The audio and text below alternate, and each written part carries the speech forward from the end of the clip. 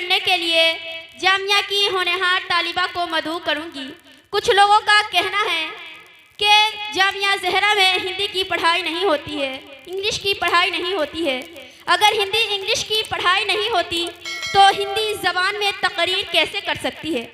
तो आइए मैं उन तालिबा को मदऊ करूंगी जिनसे मेरी मुराद तरन्नुम रहीद है। वह आएंगी और हिंदी ज़बान में तकरीर समाअत फरमाएंगी। इनके आने से कबल मैं कहूँगी, कर दे बेपर्दा मुसावात की तनवीरों को, वाह वाह सुभान अल्लाह। कर दे बेपर्दा मुसावात की तनवीरों को, तोड़ दे बंदिशों आलाम की जंजीरों को। वाह वाह बेशक। तरन्नुम रहीद स्टेज पर।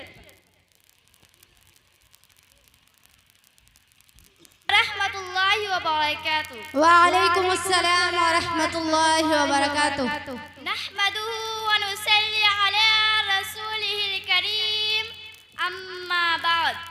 मेरी बहनों, आज जामिया ज़हरा का बहुत बाबरकत मजलिस सजी हुई है। मैं हिंदी ज़बान में आप हजरात को संबोधित करना चाहती हूँ।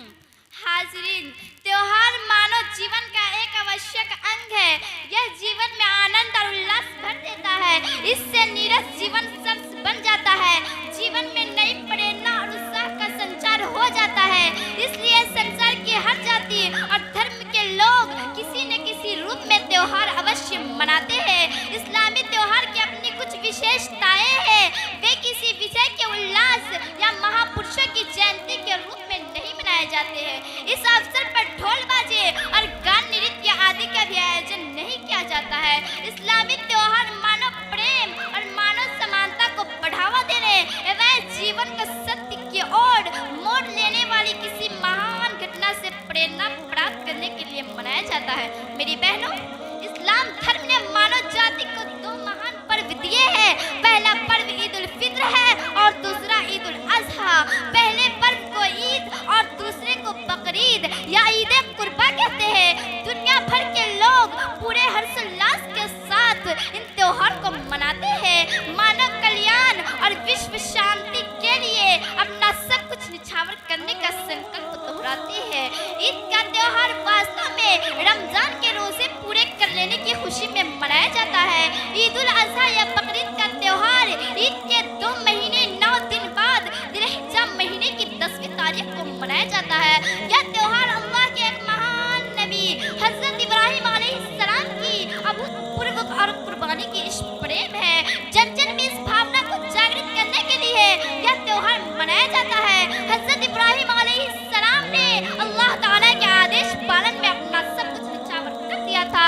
हजरत इब्राहिम अलैहिस्सलाम की जीवन की एक महत्वपूर्ण घटना इस प्रकार हुआ कि जवानी में हजरत इब्राहिम अलैहिस्सलाम की कोई संतान नहीं हुई। लोगों के मार्गदर्शन के मिशन को जारी रखने के लिए उन्होंने ईश्वर से संतान के लिए विनती की। बुढ़ापे में उनके घर एक सुंदर और भाग्यवान पुत्र पैदा हुआ। उसका नाम उन्होंने इस्माइल रखा। बड़े प्यार से उसका लालन पालन किया। जब इस्माइल जवान हुए तो अल्लाह ने हजरत इब्राहिम अलैहिस्सलाम की परीक्षा ली। बुढ़ापे में इकलौते नौजवान बेटे हजरत इस्माइल अलैहिस्सलाम को अपने राह में कुर्बान करने का आदेश दिया। हजरत इब्राहिम अलैहिस्सलाम ने बेझिझक इस आदेश को स्वीकार किया। बेटे ने भी ईश्वर के आदेश के सामने सहर्ष गर्दन झुका दी। बाप ने बेटे को धरती पर लिटाकर गर्दन पर छुरी रख दी। उन्होंने ईश्वर से संतान के लिए विनती की। अल्लाह ने बेटे के बदले एक जानवर की कुर्बानी स्वीकार कर ली और हजरत इब्राहिम अलैहिस्सलाम को अपना मित्र खलीफा बना दिया। इसी घटना की याद में जानवरों की कुर्बानी की जाती है। मैं इन्हीं चंद बातों पर अपने भाषण को खत्म करती हूँ। अस्सलामु अलैकुम व रहमतुल्लाह।